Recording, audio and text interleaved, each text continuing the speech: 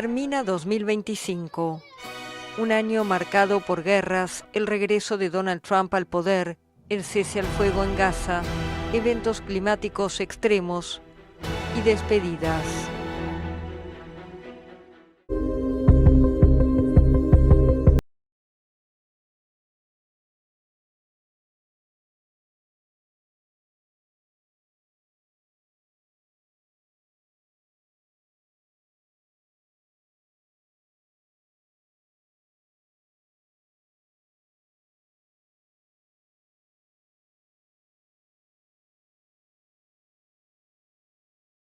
Ambientales y se enfrentó con los jueces que bloquearon varias de sus órdenes ejecutivas.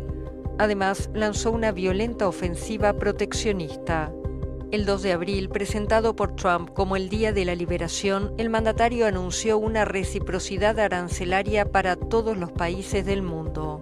El tarifazo alcanzó a casi todos sus socios comerciales, con un mínimo general del 10% y tasas mucho más altas para decenas de países. Otro objetivo central de Trump fueron los inmigrantes, a quienes califica de criminales si ingresaron al país sin visa o permiso. Estudiantes extranjeros pro-palestinos fueron detenidos en universidades.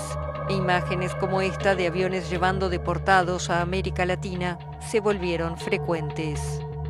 En los tribunales de inmigración estadounidenses, agentes del Servicio de Inmigración y Control de Aduanas, el ICE, detuvieron a migrantes que habían acudido a resolver sus procesos de asilo. Las operaciones del ICE provocaron protestas violentas en Los Ángeles, además de diversas manifestaciones en otras ciudades del país. El republicano respondió enviando la Guardia Nacional, una medida que repitió luego en otras ciudades gobernadas por la oposición demócrata, para combatir lo que considera una delincuencia desenfrenada. Trump llevó al polémico empresario Elon Musk a su gobierno para liderar una comisión destinada a reducir los gastos federales. Pero el idilio duró poco. Luego de 4 meses, Musk renunció y ambos magnates intercambiaron acusaciones y amenazas en redes sociales. Because you're in no position to dictate that. Remember this. You're in no position. En la oficina oval discutió con el presidente de Ucrania, Volodymyr Zelensky, incomodó a su par sudafricano Cyril Ramaphosa al mostrarle un video que, según él, probaba denuncias de genocidio contra blancos en Sudáfrica. Trump también lanzó una ofensiva contra las universidades por considerarlas demasiado progresistas. Debido a los drásticos recortes, Stanford, Harvard, Columbia y Johns Hopkins debieron realizar despidos masivos.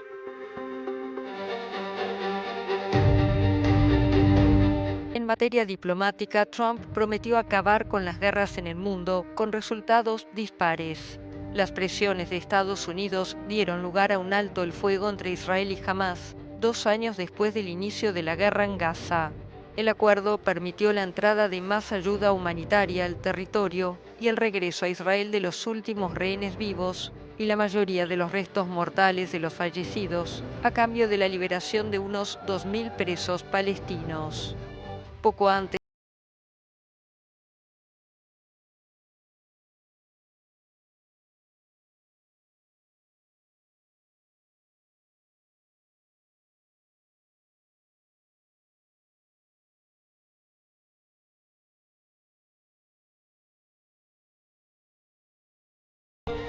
pero Gaza no fue el único frente de conflicto en la región. Las tensiones se exacerbaron en junio por ataques israelíes contra instalaciones del programa nuclear iraní, que desencadenaron una guerra de 12 días entre ambos países y bombardeos estadounidenses en Irán.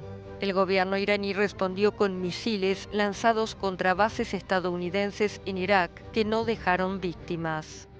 Trump también se reunió con su par ruso Vladimir Putin en Alaska para intentar poner punto final a casi 4 años de guerra en Ucrania. En noviembre presentó un plan de 28 puntos para un cese al fuego. Rusia lo recibió con satisfacción, pero Ucrania lo ve como una capitulación forzosa y las negociaciones continúan. En el frente de batalla, el ejército ruso continuó su lento avance en el este, tras expulsar en marzo a las fuerzas ucranianas de la región fronteriza rusa de Kursk. Entre Europa Occidental y Rusia hubo tensión. Países europeos acusaron al gobierno ruso de promover ataques híbridos en territorios de distintos países. Dinamarca, Rumanía y Polonia informaron sobre incursiones en sus espacios aéreos e interferencias. En otro caso, el avión de la ministra de Defensa de España sufrió interferencias en el GPS al sobrevolar el Báltico cerca de la frontera rusa. Bruselas consideró los episodios parte de una campaña coordinada de intimidación.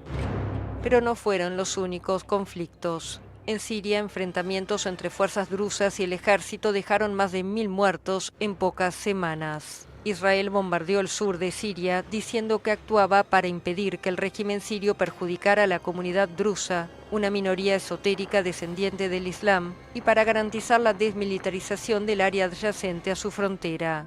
En Sudán, la guerra civil se intensificó, con decenas de miles de desplazados, en medio de denuncias de atrocidades cometidas en la ciudad de El Fasher. El año también estuvo marcado por protestas juveniles y contra el sistema en distintos países. La bandera del anime One Piece apareció como símbolo de rebeldía contra los gobiernos en Filipinas, Francia, Indonesia, Nepal y Perú. En Francia, tras un juicio de años, el expresidente Nicolas Sarkozy fue encarcelado, condenado por corrupción por permitir que personas de su círculo se acercaran a la Libia de Muammar Gaddafi para obtener recursos y financiar ilegalmente su campaña presidencial de 2007. Tras unos días preso, espera el juicio de la apelación, que debería comenzar en marzo. El planeta vivió en 2025 varios eventos climáticos extremos. Incendios forestales devastaron zonas de España, Grecia y Portugal, obligando a miles de personas a evacuar. En Estados Unidos, miles de inmuebles quedaron reducidos a cenizas en Los Ángeles. Los incendios provocaron uno de los peores desastres que jamás hayan golpeado California. Terremotos en Birmania y Afganistán dejaron cientos de muertos. El Etna en Italia y el Lewotowil-Akilaki en Indonesia entraron en erupción. En el sudeste asiático, los tifones Waloi y Kalmaegi provocaron destrucción en Filipinas y Vietnam. En Hong Kong, la India y el sureste asiático, lluvias torrenciales causaron inundaciones mortales.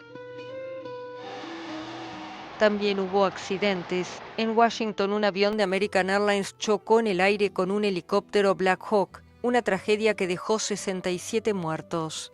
Mientras tanto, en Nueva York, el buque escuela mexicano Cuauhtémoc chocó contra el puente de Brooklyn. 2 personas murieron.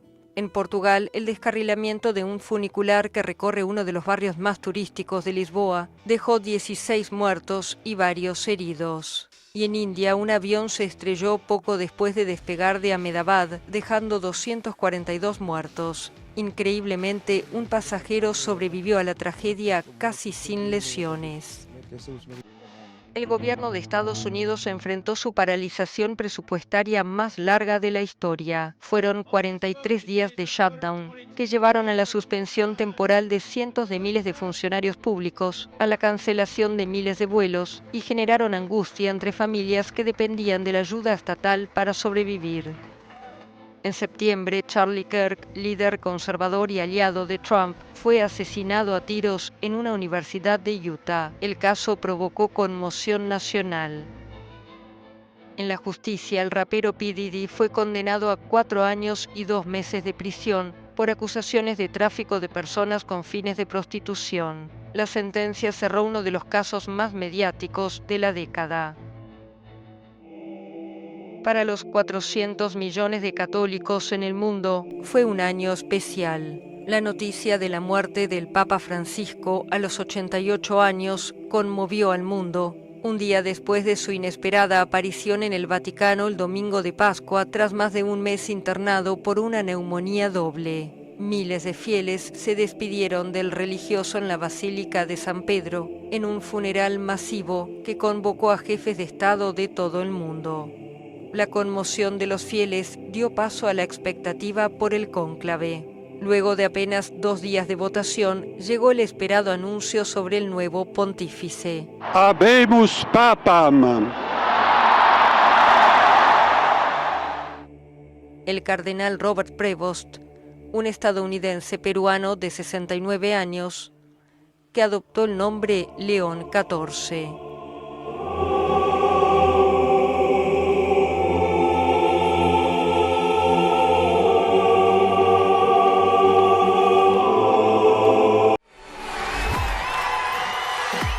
El 2026 ya comenzó en algunas partes del mundo.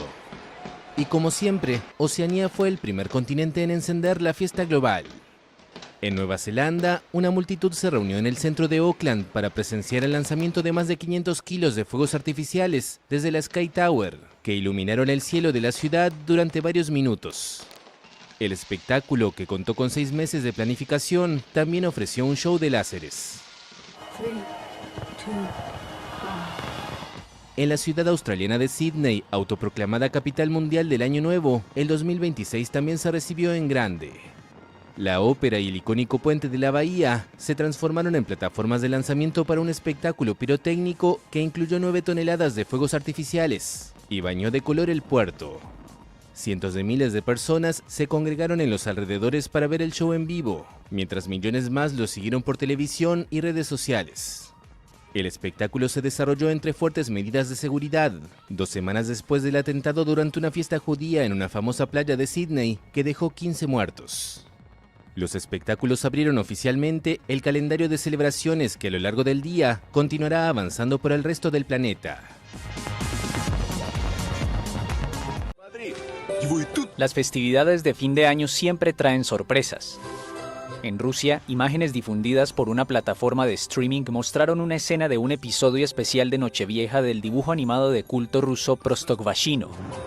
Hasta ahí nada raro, pero el personaje principal del episodio, que se estrenó el viernes, es el presidente Vladimir Putin. El programa es un sucesor moderno de un clásico de la era soviética y gira en torno a un gato y un perro.